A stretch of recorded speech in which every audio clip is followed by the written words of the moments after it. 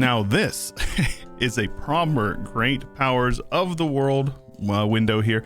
Ashikaga is a great power from Asia with 21 development of their own and half of their subjects development totaling 9,157. Every nation in the world, including the New World natives, are all subjects of the Ashikaga shogun. They are all daimyos. When I sort by the subjects, the lag in this window is kind of crazy, which obviously makes sense. There's like 200 tags in here, so to be expected. Probably won't look at this very much if I don't have to. Of course, this will have pretty serious implications on like the politics of the world. Daimyos can declare war on each other, but I don't really know exactly how the events and all that have been sorted out. So like the 100 Years' War, the Iberian Wedding, a lot of that stuff is kind of up in the air. I'm not sure if we're going to see Lithuania go to Poland because they're technically both subjects of Ashikaga. Subjects are also not supposed to take colonial ideas, so hopefully that's been tweaked, or hopefully these guys break free, one of the two. Either way, there is only one way to find out what happens next, and that is to turn it on up to speed 5 and unpause. Oh, it's chugging. Oh, it's chugging so hard. I'm on speed 5 and it's going so slow. And yeah, a year in, we are seeing a lot, and I mean a lot of wars. That might explain why things are so chaotic right now. There is no HRE. This is the Imperial map mode, which obviously means there's going to be quite a bit of thunderdoming going on over in Europe, which I'm very much here for. Subject nations cannot guarantee the independence of other subject nations, nor can they take the defender of the faith. So there's definitely going to be a little bit of chaos going on. Daimyos are, however, still able to ally each other, especially if they are disloyal. And if they are disloyal, they will be able to declare war on their overlord. Some of them very much are disloyal. So while right now everything is hunky-dory, I don't think it's gonna last. Man, not even 5 years in, and Constantinople as well as the rest of Byzantium has fallen, though Athens still exists. The Daimyo of Athens, Lord Nerio, you guys all know him. Well, we're not even 10 years in yet, but England is doing England things, conquering a bunch of the Emerald Isle. France looking to conquest Brittany, but Maine is still in British hands, so I think that maybe the 100 Years' War event does not fire. We have a current conquest going on over here with all of Pomerania going to the Teutons. So we've got a little bit of a power going on up here. I'm a fan of that. And keep in mind, Burgundian inheritance isn't going to happen because Burgundy doesn't have any subjects. Sweden, Denmark, Norway, they don't have a real relationship other than being neighbors at this point. The Kalmar Union does not exist. Apparently, Syria being independent is good for them. They get to annex Karaman, as well as Dulkadir and Ramadan or Ramazan or whatever down here. So that's pretty funny. And Timmy has a better chance, believe it or not, because they won't get bonked by their subjects because they don't have any. So something to keep an eye on. Muscovy is not doing well. Novgorod actually ate up Tver and a bunch of their former subjects, I suppose Muscovy's former subjects. And it looks like Kazan is in the process of beating up on them right now, sieging down some forts over here in Yaroslavl. So yeah, we might see Muscovy get popped, which is moderately hilarious to see. Meanwhile, while we're here, Crimea getting annexed by the Great Horde. So definitely something interesting as well. And while we're in the steppes, Uzbek beating up on Oirat. Probably going to annex them because Oirat does not have their big strong subject of Mongolia anymore. So there's a whole lot of really cool kind of knock-on effects that you're seeing just because nations don't have subjects or like the relationships that they normally would in vanilla. So I'm a big fan of this. I think it's very creative, and I think it's definitely going to have some interesting outcomes. Surprisingly, I think every single country in the world remains a daimyo of Ashikaga despite quite a few things changing. With no HRE, there's quite a bit of shenanigans going on. We've got Aragon taking over basically all of this region, Austria pushing into southern Germany, Poland pushing all the way up into Bohemia and taking a bunch of that, with Denmark blobbing into northern Germany, France and Austria tag teaming Burgundy right now and beating up on Castile. So yeah, things are definitely looking pretty weird. The Ottomans continue their domination, pushing up around the Black Sea, on both sides actually, and Syria competing with Hiss and Haifa for the funniest looking borders over here in whatever this Levant region is called. And no subjects, no problem. Timmy is still going to collapse regardless, with Ajam and Afghanistan splitting them apart. Though look at all this Indian stuff, man. There's like hardly any tags in India. Normally there's so much more. We're only about 40 years in. And we've got like 5 or 6 blobs that have popped out. I'm always a fan of like clean-ish borders, and I think that this is fairly acceptable. I would permit this. Except for this one Sind province right here. I don't know what that's about. Oirat was eaten, as was Yarkand, and Chagatai has reformed with Mongolia splitting up a little bit of Oirat over into Tanatuva, as well as over into Manchuria, and apparently into northern China. So something to keep our eyes on. We have no colonization just yet, and I don't actually know if we will, if I'm being honest. So we're going to have to obviously keep an eye on that. Aztecs getting beat up on in the Flower Wars. So always a fan of a little bit of a shakeup with that. Though I guess a shakeup would be the Spanish not coming and conquering the entirety of their land in like 10 years. That would be a big shakeup.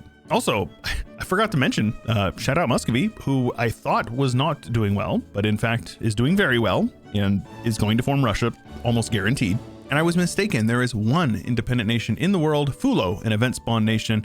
And if we see Funge spawn over here, they will also be independent for now. Emphasis on the for now, though I'm not really sure. Maybe we will see them be free forever. That'd be cool too. And the Ottomans' relentless march east and west continues, pushing even a bit south into Arabia, annexing a bit of Ajam, Hormuz, but most noteworthy, beating the tar out of a very big and strong Austria and a strong-ish Hungary, though it looks like they've already been munching at them for a little bit. Venice spitting Italy with Aragon basically right down the middle is very funny to see. And then France, failure to launch, apparently. They took some land over here, maybe a little bit of land over here. But aside from that, it's just been England and Austria and Aragon, I guess, hugging them, giving them a nice big hug. So I don't know how I feel about the English lowlands. Seems kind of inappropriate that they would have so much land over here on the main continent, but who am I to judge? And speaking of land where it shouldn't belong, how about Denmark up here with Polish Ostrogothland? That's a good one. Of course, Muscovy owns Finland as well as Norway and Sweden, so keep that on your radar. But my goodness, how about a big Uzbek? Apparently a horde within the shogunate. It's pretty strong. That's the only explanation I can come up with. And just a little bit to the south, the Indian blobs maintain their Indian blobbing with Vijay, Bahmanis, and Bengal, and a big Mewar, though it looks like they're about to lose quite a bit of land. They are getting dumpstered by Uzbek as well as Bahmanis at this moment. Afghanistan looks like they're going to be losing some land to Vijay, though I reckon it'll just be over here in Baluchistan. And the blobbing just continues with Dai Viet over here taking a ton of land in southern China, Mongolia blobbing into northern China, Beijing still in control of the Ming, or Ming still in control of Beijing, I guess I should say, and Korea with perfect 1444 borders. Even on the home islands, it's still pretty dang messy. Oda, I thought for a second, had taken Kyoto, but indeed they did not. They did take Hokkaido, though. They have Hokkaido, so there you go. The Majapahit Empire has taken over the entirety of Java, and then a couple of extra ones with some colonies that they have set up in the surrounding Spice Islands. Meanwhile, over in the New World, we have Cusco looking to unite the Inti and Puripeka? I don't know. The big red nation, nice color, S plus color, with the Aztecs, the Jiu, or however that is pronounced. And then basically the rest of it is just still decentralized migratory tribes in North America, though they are monarchies, according to the mod. So I don't know. But we do have some colonization with Castile taking La Bermuda and also this Santo Domingo. And I believe that is via a national idea, if I had to guess, because they do get one colonist via their national ideas. As far as idea groups go, religious, offensive, defensive, you can't be too surprised there. And then Portugal also went a religious, offensive, defensive as well. England went humanist, quality trade. France went offensive, admin, quality. So yeah, we're not going to see any kind of native colonizers. It's just going to be people who are lucky enough to have them in their national ideas, which very well may just be Castile, if I'm being honest. Oh, also shout out United Madagascar, United whatever this region is called, Sofala, and then Ethiopia looking to be the major blob over here in the Horn, which I'm always a fan of. And as expected, we do have a couple tags that have popped out via event, the Funge and the Ashanti, 18 and 14 dev respectively.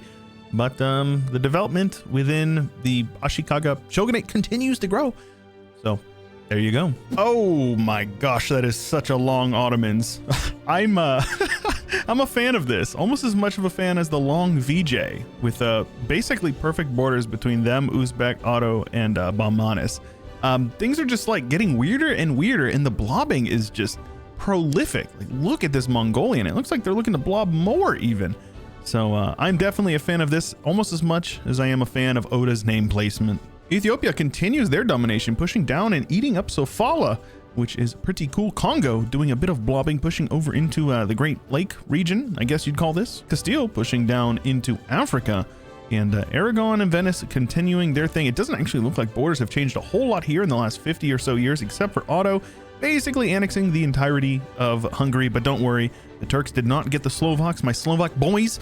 Poland got you. So is that a W or an L? I actually really don't know. I'm just kidding. I love you Turks and I love you Poles. You guys are all cool with me. Colonial game continues to do nothing, with this Pura Pekka doing okay over here. Castilian West Indies forming, and that is it. Castile has colonized one province down here, or two provinces in Rio de Janeiro, and that is literally it in South America. So yeah, very boring colonial game. And if you can believe it, we have a couple more event spawned nations that have popped out here with Tunyung or whatever. This is Taiwan, and then Lanfang down in Borneo. But I figured we can actually take a look and see who is the #1 great power, so to speak, outside of the shogunate. If we go to our country and take a look at the development here with the Ottomans, Castile, England, Poland, Uzbek, Muscovy, and Mongolia. If you can believe that, almost 1,000 dev for Mongolia. How cool is that? Well, we've gone about another 60 years or so, and not a whole lot has changed over here. Ottomans are still very long. VJ still very long. Baumanis, very beefy, though Mongolia has definitely grown, annexing the rest of China, as well as Dai Viet, splitting it with Ayutthaya of all people. But yeah, I don't think Ayutthaya is going to be feeling too good, considering the fact that they're losing a war to Bengal, who's also losing a war to Baumanis, because Bengal is... they're ailing, to say the least. And here we go, a little bit early, but Ashikaga has indeed annexed Taiwan. Little early, definitely a little early. Ethiopia finished up their conquests over here, but it does look like the Portuguese have joined the colonial game. And it does look like these islands over here are either going to Majapahit, Portugal, or Castile, who is still colonizing, and definitely has a lot of land over here. Continuing their domination with Brazil down in La Plata, as well as over in Peru, slowly picking away at the Inca. But yeah, Portugal has joined, and they just, you know, RKO out of nowhere. Top rope with the steel chair or whatever kind of you want to use here. Portugal just annexed Mexico outright, as well as over into Colombia. And that is about it. The rest of North America is fairly untouched. So yeah, it looks like the Taiwanese nation was annexed, as well as the one down in Borneo. And we still got 42 dev, 37 dev, and 21 independent nations. But under the banner of the Ashikaga shogun, we have Ottomans with still only 1,800. That's about what they had last time I looked, if I recall. Castile, Mongolia, up almost 400 development from the last time we looked, surpassing England, Baumanis, Uzbek with over 1,000, which I didn't expect to see at all. Poland, Muscovy, and then Austria. Then it drops a bit down to VJ with 736. So there's definitely a crazy amount of variety compared to what we normally see. And I'm curious why the blobbing occurs so hard for like everything seems very stable, very stable with the shogunate. And I don't know if that's by design or what, but it's cool. Now, if you can believe it, it's 1821, and I don't think borders have really changed much at all in the past 100 years. England is still England, Poland is still Poland, Ottomans are still very long, as is VJ. Some borders have changed over here, with Baumanis seemingly exploding, as has Ayutthaya, as has Mongolia, but things look pretty weird. One of the things that I noticed is that everybody is locked in at the duchy rank because of the Daimyo reform. Nobody decided to take the shogunate, so everybody is still a subject of Ashikaga, which is a bummer, but still, you can't be too upset about it. The New World mostly filled in with a couple of natives here and there, but Castile in the south, Portugal in the north. That's kind of the theme of things, of course, Castile over here. And then for some reason they wanted Canada. Don't ask me why, I really don't know. And it's really hard to believe that 100 years later, nobody else broke free. Like, shogunate may actually just be broken. Like, I remember that was always kind of the strategy with Ryukyu, was you would become a one of the daimyos, and then you would conquer the shogunate and become the shogun, and then vassal swarm the whole world, and that was how you would do the 3 mountains. But like, this is just really strong. I don't understand. They have 616 development. The rest of their score is entirely from subjects. Over 20,000 development tied up in subjects, and they're just doing their thing, I guess. Of course, Big Pampa Ottomans here with over 2,000, almost 2,200 development. So they had 18 last I looked. They have grown. Castile with 15. But then look at these drop-offs, man. Uzbek with 11, Ethiopia with 11, which is still very good. I mean, Ethiopia with 1100 development is really cool to see. England with 1100, Poland with almost 1100, and then Muscovy. Like, the numbers in the top 8 or 9 are very similar, barring, you know, the Ottomans and Castile. But yeah, that's pretty cool. Now, if I had to guess, the reason why nobody declared independence is because the daimyos actually don't calculate each other's loyalty, or strength rather, whenever deciding on loyalty. You can see here relative army power and naval power. That's fine, but it doesn't include anyone else, and that's one of the reasons why it is so strong. So let's just take a look and see here. Basically, the top third or so, maybe the quarter, about the third, yeah, are all not happy, and then the rest are all 0 liberty desire. So there you go. The Reformation did happen, but not really though. Orthodox ended up doing quite well, with the Catholic, the rest of Europe, Coptic doing incredibly well. So shout out Coptic Ethiopia, with Catholics over here in sub-Saharan Africa converting everything. It's all Catholic in the New World, with Totemists in the parts that weren't conquered. Australia and New Zealand are all Portugal, so they are all Catholic likewise. But even like some random stuff over here is Catholic, which is kind of cool. I don't know how we got some Confucian lands over here. Like, even on Kyoto is Confucian. So that's weird. I think it probably has something to do with Oda, but I don't really understand that one. But this is really interesting. So the reason why nobody formed anybody is because they have to be independent to do it, which makes sense. It really does. But that's the reason why no formables happened. Huh. So definitely turns out that making the entire world daimyos of the shogunate of Ashikaga definitely has very big impacts on the game. If you have a suggestion of what you'd like to see in the next video, make sure you leave it in the comments down below. If you enjoyed the video, please leave a like, and don't forget to subscribe if you haven't already. I appreciate you making it all the way to the end, and I'll see you in the next one.